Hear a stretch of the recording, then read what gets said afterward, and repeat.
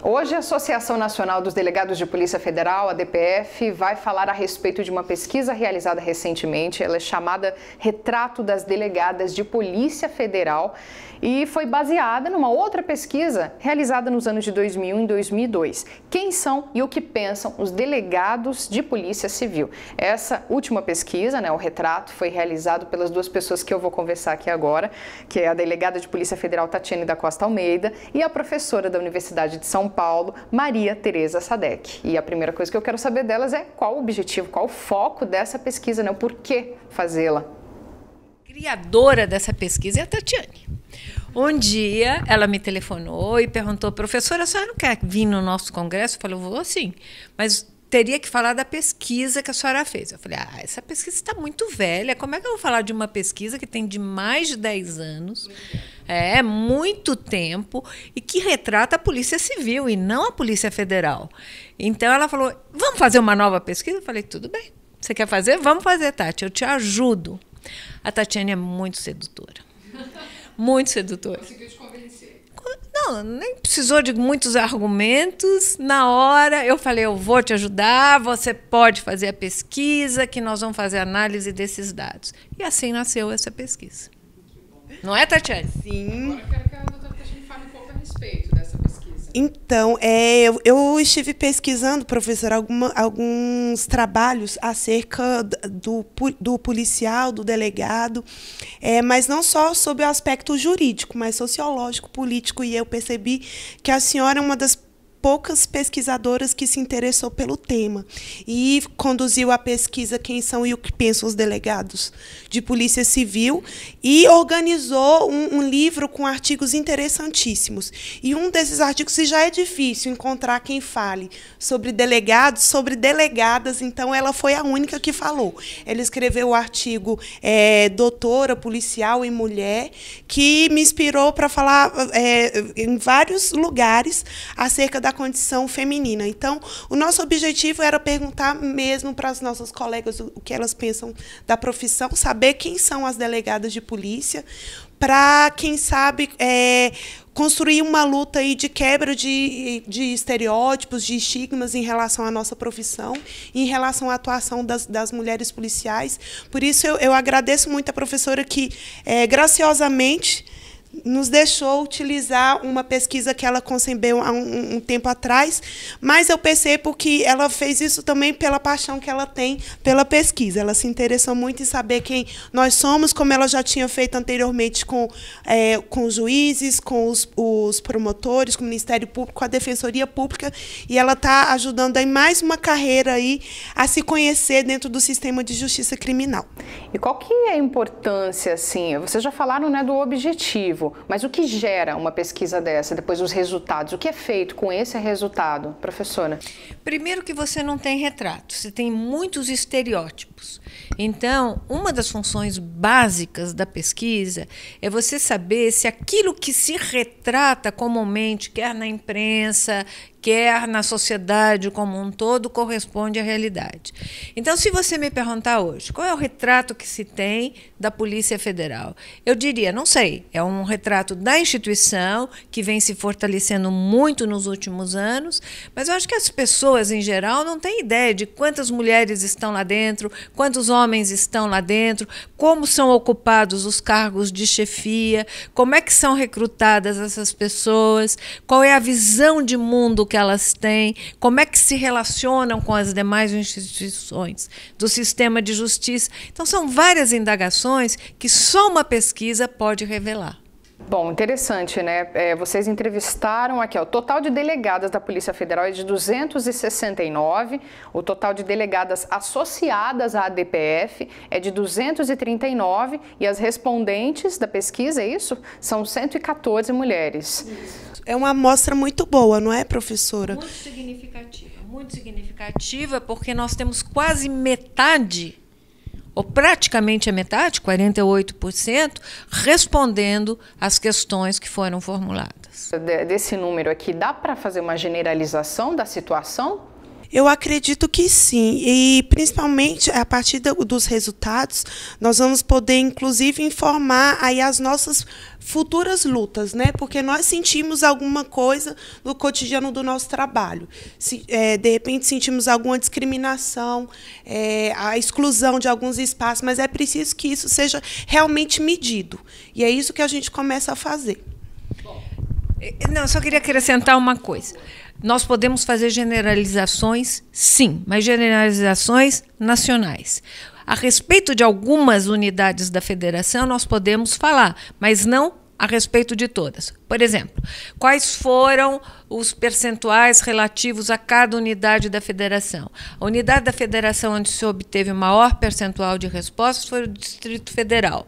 Então, ali nós podemos fazer uma análise exclusiva do Distrito Federal. Mas sobre outras unidades da federação, os percentuais são mais reduzidos, então não se pode falar. Entendi. Bom, vamos passar para alguns pontos, então, da pesquisa. São muitos dados, né, que foram coletados. Eu pude acompanhar, eu li todos os slides, muito interessante mesmo, para quem puder ler. Eu levantei alguns pontos importantes que, na minha visão, né, como mulher, não como delegada, mas como mulher, como jornalista também, a questão da idade. Achei muito interessante. Gostaria que vocês comentassem a respeito, porque é uma leva de mulheres, né, jovens. Muito jovens. Eu que estou acostumada a trabalhar com todas as instituições do sistema de justiça, isso me chamou muita atenção. Quer dizer, eu acho que a instituição do sistema com a população feminina mais jovem que nós temos. Aí a Tatiane até me explicou, quer dizer, aqui você tem um tipo de recrutamento que a juventude é valorizada e acaba sendo uma exigência. O número de anos que as pessoas podem trabalhar também é mais reduzido devido às características da profissão. Então, tudo isso são variáveis que nós temos que levar em consideração. Tatiane? Eu queria só ressaltar o fato de que a gente tem aí duas situações bem diferentes, né? Se, por um lado, as polícias, de uma forma geral, são muito conservadoras e tradicionais e resistentes à mudança, por outro lado, a Polícia Federal tem uma população de trabalhadores muito jovens. Eu acho que isso serve para equilibrar, né, a mudança de um lado e a instituição tradicional de outro. Vem um pouco, né, essa mudança jovem, assim, mesclando com esse conservadorismo. Exatamente. E dá certo. Eu acho que é muito benéfico, porque a gente mostra aí que estamos abertos à mudança, apesar de estarmos numa instituição policial. O que se tem que acentuar é que o grau de renovação é muito alto. Porque quando você tem profissões em que as pessoas podem ficar agora com a famosa PEC da Bengala, por exemplo, você fica até 75 anos, o grau de renovação tende a ser mais baixo. Na Polícia Federal, ao contrário, o grau de renovação é muito acentuado, o que significa dizer que qualquer retrato que você faça é um instantâneo que vale para pouco tempo. Então, essa pesquisa teria que ser renovada com mais assiduidade do que nas demais instituições. Interessante, né? Bom, eu falei da questão da idade, só para constar aqui que a pesquisa diz o seguinte, que mais da metade, né, 53,5%, nasceram entre 1956 e 1977, e as demais a partir de 1978. O ano de ingresso também é interessante, né? 49% ingressaram de 1965 a 2003. Outra coisa interessante, eu não sei se é um dado assim que a gente fica um pouco chateado em relação à questão das pessoas pardas, que no ano de 2001, 2002, né, nesse comparativo que vocês fizeram das pesquisas, esse número era de 21% e nessa pesquisa atual caiu para 10%. O percentual de brancas era de 74%, me corrijam se eu estiver errada, é um número muito alto. E tem alguma explicação para isso? Bom, eu acho que a polícia acaba reproduzindo a mesma coisa que acontece na sociedade de uma forma geral. A mulher tem pouco espaço, a mulher negra tem menos espaço ainda, os negros de uma forma geral. Mas eu, como representante, né, dessa minoria, eu posso dizer que não é só na polícia. Nos altos cargos, nas profissões onde é requerido maior grau de instrução, infelizmente, os negros são subrepresentados. E eu acredito que isso se deve muito muito ao fato de que o negro ainda não consegue se instruir corretamente para concorrer aos cargos mais qualificados. E ele não consegue se instruir porque está mais atingido pela pobreza. Das políticas afirmativas, a primeira vez que eu estudei na Universidade de Brasília, eu era a única negra da minha sala.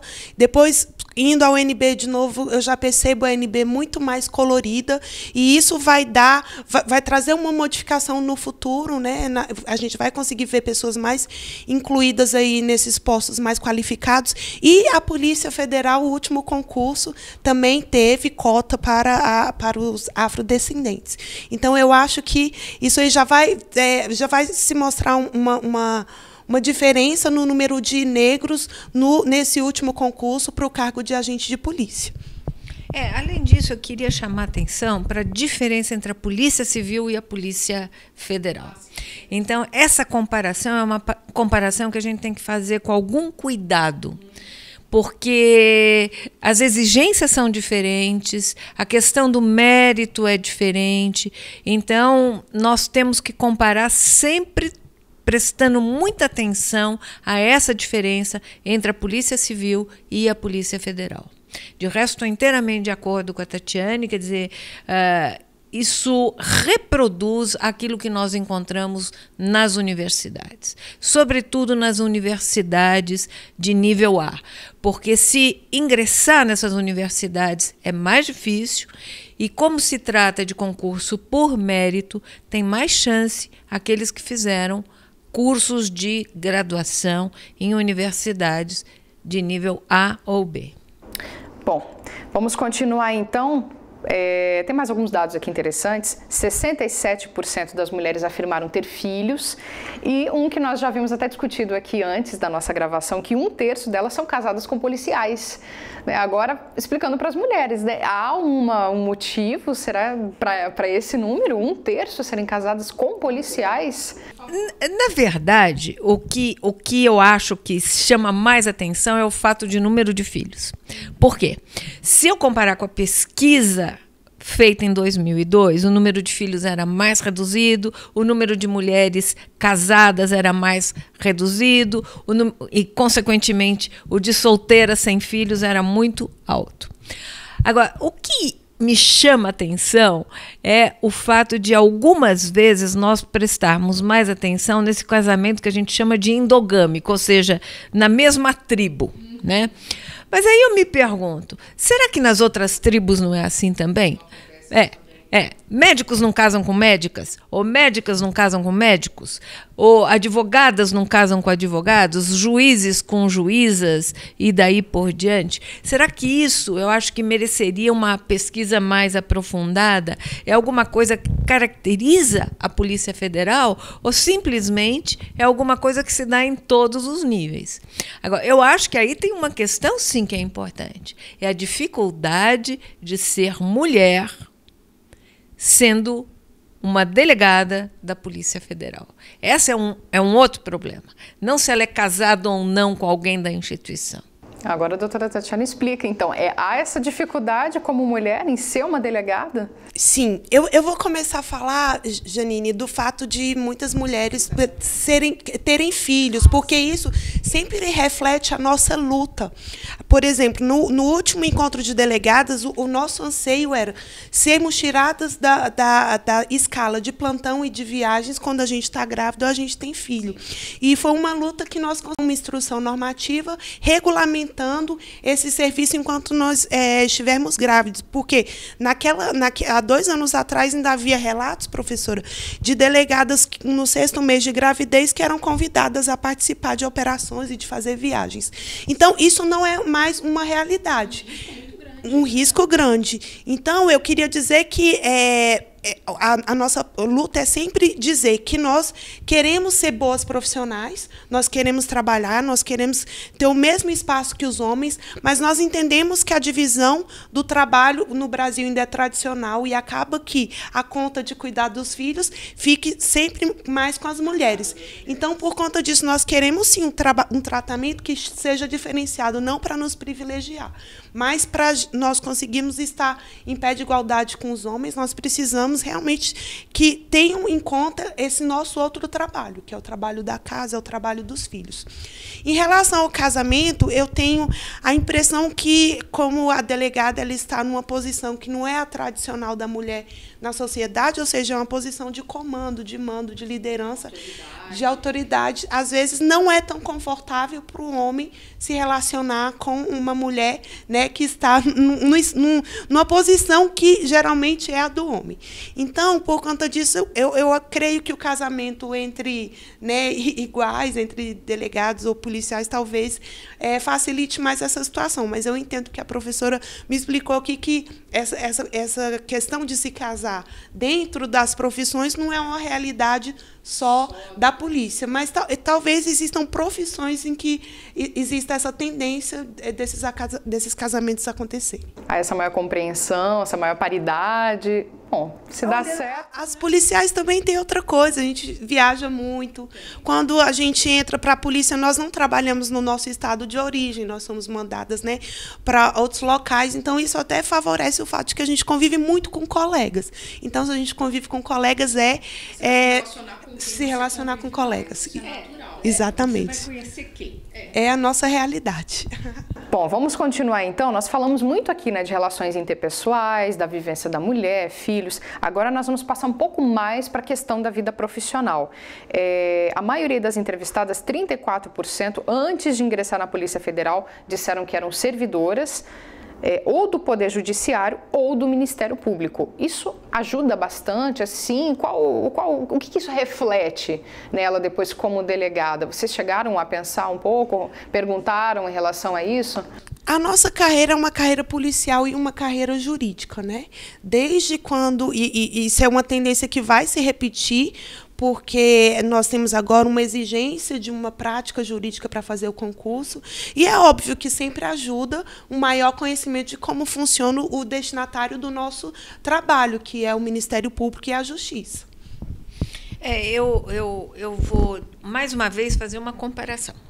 Se você pegar quem é aquele que se transformou em juiz, ele também trabalhou antes no judiciário como servidor, ou foi advogado, ou militou como advogado, ou seja, teve uma atuação profissional na área, tal como a Tatiane está falando. Quer dizer, isso também, eu acho que não singulariza a Polícia Federal.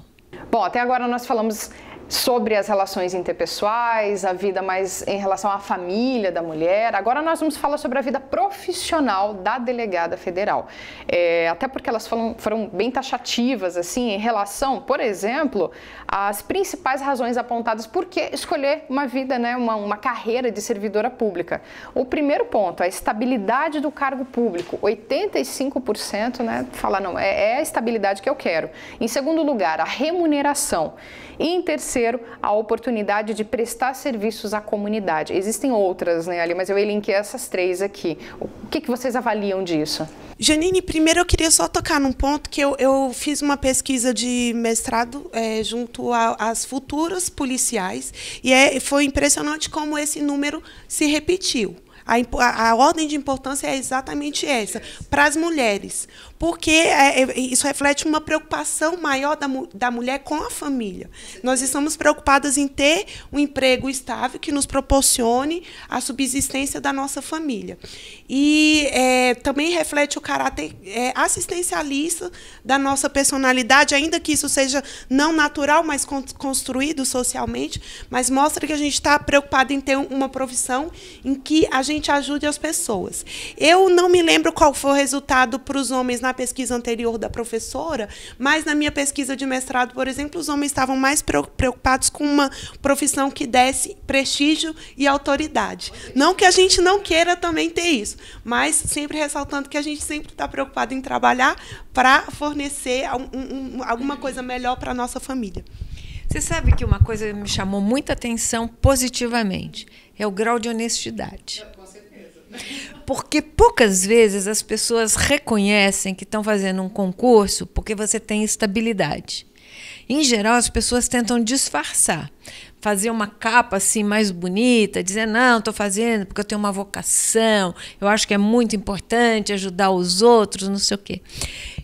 Nessa pesquisa, ao contrário, me surpreendeu o grau de honestidade.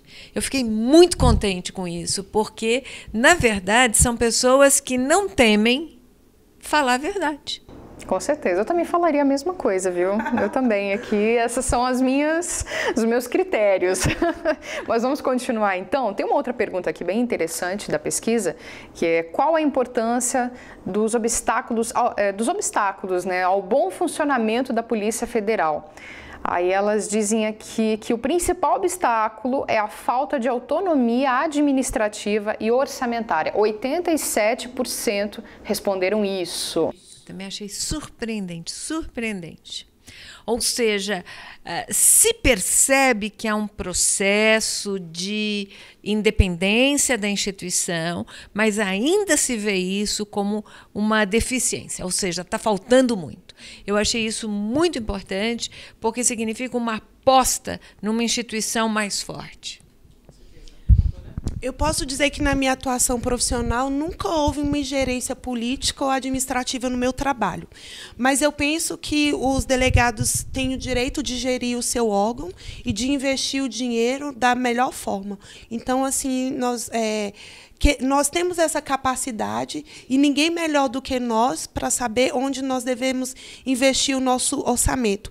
E mais, é impossível fazer políticas de melhoria para o órgão com verbas contingenciadas. Eu acho que a Polícia Federal, por todo o serviço que ela presta à sociedade, ela tem todo o direito de receber o seu orçamento no começo do ano e resolver onde ela deve melhor aplicar. E as mulheres aí, né, como já as pessoas, as que estão fazendo a economia doméstica sabem dessa importância, e eu acho que é por isso que a gente diz que esse é o fator que mais está, como vamos dizer, atravancando, né, o progresso aí da polícia. Tá bom? Eu queria fazer análise não do lado da instituição, mas do lado da importância da instituição para a consolidação da democracia. Eu acho que quanto mais forte for a Polícia Federal, quanto mais autonomia ela tiver, quanto mais independência ela tiver de injeções, quer políticas, quer, sei lá, econômicas, tudo isso, isso fortalece a democracia. E nós temos visto nos últimos anos qual foi a importância dessa atuação. Então, a minha análise é menos no interior da corporação, mas qual é o significado de você ter uma Polícia Federal com um grau de autonomia muito forte, institucionalizada, com integrantes bem formados e que sejam, de alguma forma, protegidos de influências externas. Ótimo, tá ótima a nossa discussão aqui. Bom, eu vou encerrar agora, eu acho que com um dado que mais chamou a minha atenção. Todos chamaram, mas esse eu achei interessante, que é essa questão da como as mulheres são vistas pelos homens, como que elas acreditam que elas são vistas e essas respostas, né? Olha só, eu vou falar primeiro todas as respostas aqui e aí depois a gente faz uma discussão e encerramos o nosso assunto. Tratamento igualitário entre homens e mulheres, existe ou não? Aí as alternativas, às vezes e sempre, reúnem 66% das respondentes. A maior parte, 46%, julga que raramente as mulheres são privilegiadas. Um percentual significativo de 35%, contudo, crê que às vezes isso ocorre. Aí um outro dado aqui interessante.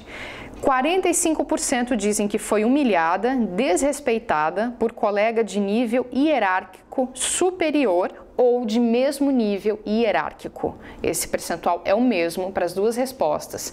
E agora, como que fica essa questão? Ainda existe esse preconceito, esse machismo com a mulher? Como que vocês avaliaram isso na pesquisa? Quem responde? Eu vou começar e depois eu passo a palavra para a Tatiana. Eu acho que esses resultados apontam em duas direções. Num certo avanço, numa conquista feminina.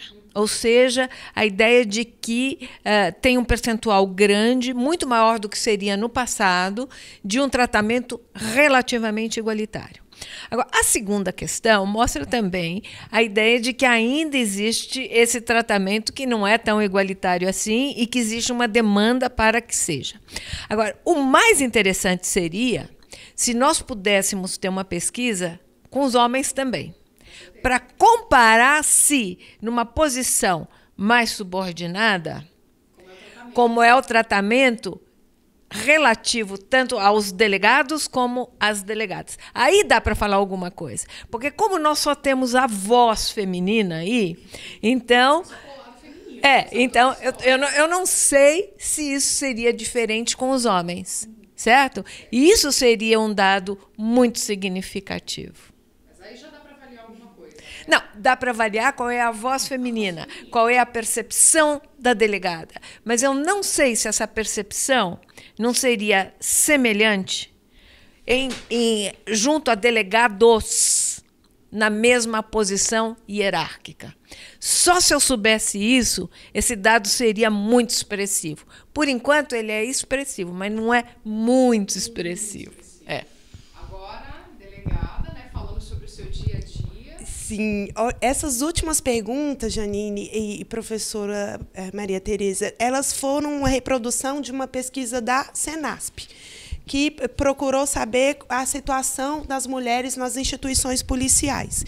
E aí a gente tentou verificar como isso funcionava para as delegadas de polícia. Então, eu vou sair um pouquinho agora do papel de pesquisadora e vou falar como delegada. Eu sinto que a instituição onde eu trabalho é, sim, uma instituição generificada, onde tanto existe uma maioria de homens, como existe uma construção do próprio ethos de masculinidade ali. Então, eu queria dizer que não é só a mulher que se sente ali um pouco excluída quando ela não cumpre aquele modelo estrito de masculinidade. Existem masculinidades também diferentes entre os homens. Então, o estereótipo é esse: é força, é virilidade, é liderança. E, por conta disso, quando as mulheres não conseguem ter esse mesmo valor, essas mesmas qualidades como os homens, a gente acaba sendo desvalorizada.